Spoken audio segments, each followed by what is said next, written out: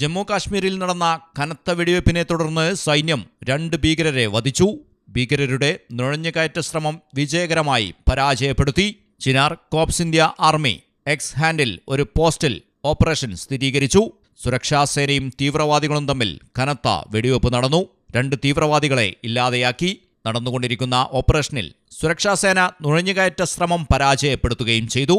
തീവ്രവാദികളിൽ നിന്നും വലിയ അളവിൽ ആയുധങ്ങൾ, വെടിക്കോപ്പുകൾ, മറ്റ് യുദ്ധസമാന സംഭരണികൾ എന്നിവയും കണ്ടെടുത്തു. ഓപ്പറേഷൻ പുരോഗമിക്കുകയാണ്.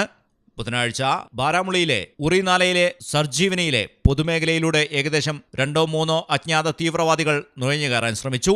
നിയന്ത്രണ രേഖയിലെ ജാഗ്രത പുലർത്തുന്ന സൈനികർ അവരെ വെല്ലുവിളിക്കുകയും തടയുകയും ചെയ്തു. അതിന്റെ ഫലമായി ശക്തമായ വെടിവയ്പ് ഉണ്ടായതായി എക്സിലെ ചിനാർ പോലീസ് പറയുന്നു.